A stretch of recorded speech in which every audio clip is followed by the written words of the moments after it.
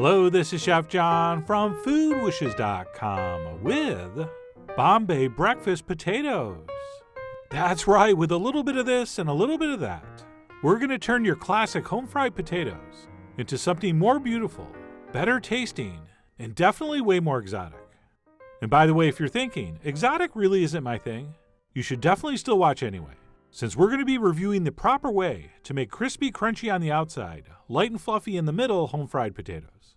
So with that, let's go ahead and get started by mixing up our spice blend, which for me is going to contain some ground cumin, some ground coriander, some turmeric, and then last but never least, some cayenne. And that's it. We'll go ahead and take a spoon and give that a mix. And we will set that aside while we move on to prep our potatoes, which is going to mean peeling and rinsing a couple large russets, which are definitely my favorite potato for this procedure.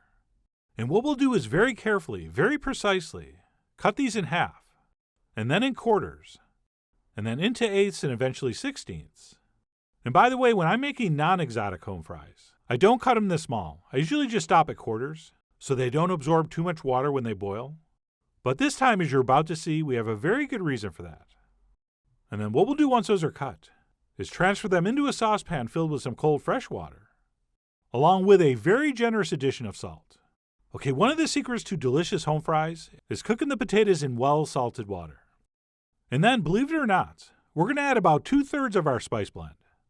And what's going to happen as we cook our potatoes is that they're going to absorb all these amazing flavors, not to mention, by the way, stunning color, which hopefully will result in a final product that is way better looking and much more interesting tasting. So that's our game plan here. And we'll go ahead and bring those up to a boil over medium-high heat. And other than maybe giving them a stir, all we need to do is let them cook until they're just barely, almost tender.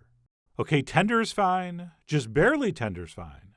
But past tender, where they start getting soft, is probably not a good idea. So once we think they're getting close, we should go ahead and test them with the tip of a knife. And it should slide in fairly easily, but not too easily. Which, in case you're keeping score at home, took me about 10 minutes after they started boiling. And then what we'll do once we've determined they're ready is go ahead and drain those very well, at which point we can transfer those onto a plate to let them cool down to room temp. And yes, these really do take on the most beautiful color. Okay, there are certain colors that have a proven track record of making people happy just by looking at them, and this is definitely one of them. And then once these have cooled down, we can move on to the most important step, by far, which is wrapping these up and popping them into the fridge until they're thoroughly chilled. All right, overnight is recommended, but as long as they're very, very cold, you're good to go. And it's this process of cooking the potato first and then chilling it, and having the starches on the outside surface gelatinize, that really gives us that crispy crunchiness we're after. So do not, under any circumstances, cook these while they're hot.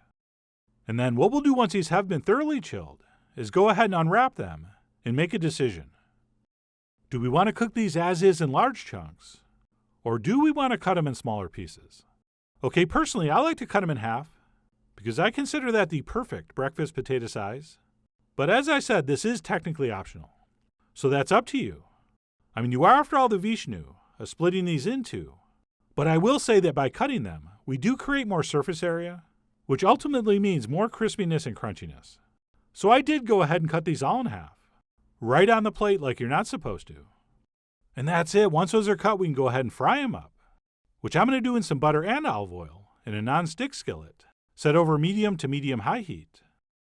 And even though we boiled these with a good amount of salt, we definitely want to add another big pinch at this point, since an undersalted potato is an evil potato. And we want to be kind of patient here at the beginning. Okay, we really don't want to start tossing them and turning them until they have time to develop a really nice crust. Okay, so once these first go in, give them a good 3 or 4 or 5 minutes before you start to turn them. And then as we proceed and they start to crisp up, we can toss them and turn them more often. And if you just want to do this with a spatula, no problem. Okay, there's no shame in your game.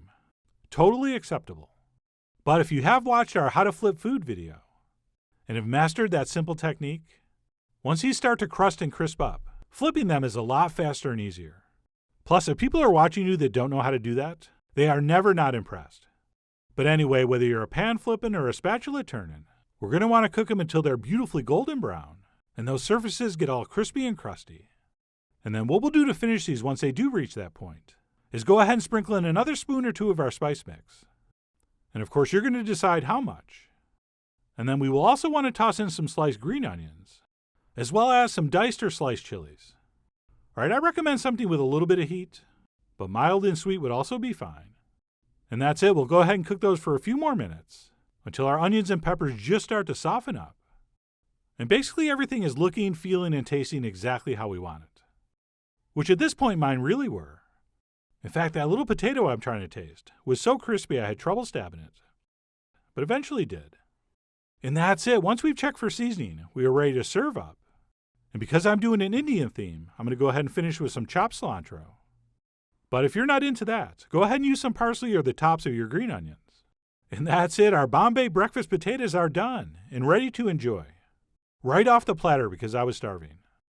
And that, my friends, in taste, appearance, and texture, was just a magnificent home-fried potato.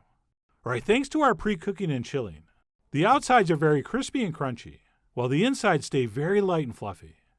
And by the way, if you're afraid these are going to be too strongly flavored or too spicy, don't be. Okay, those spices we use definitely come through, but it is much more subtle than you would think. Okay, I am a fairly traditional eater, especially when it comes to breakfast. So for me, these really do have to taste and feel and appear like home fries. And notwithstanding the appearance and all that stuff we put in, these really do.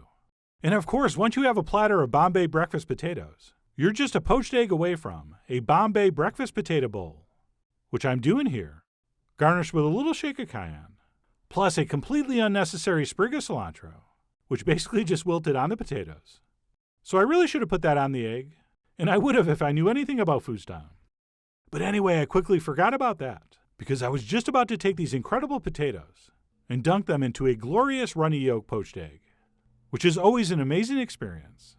And it really is amazing with just a few extra ingredients, how we can take something that's generally not very exciting or especially memorable and turn it into something that's still familiar, yet much, much more interesting. And if you'll excuse me for 1 second, I seriously need to desprig this because it's still bugging me. But anyway, that aside, I loved absolutely everything about this. So whether you're going to go ahead and Indian spice these up or not, or you're just going to use this video as a reminder for how to make beautiful, crispy, crusty home-fried potatoes, either way, I really do hope you give these a try soon. So head over to foodwishes.com for all the ingredient amounts and more info as usual. And as always, enjoy.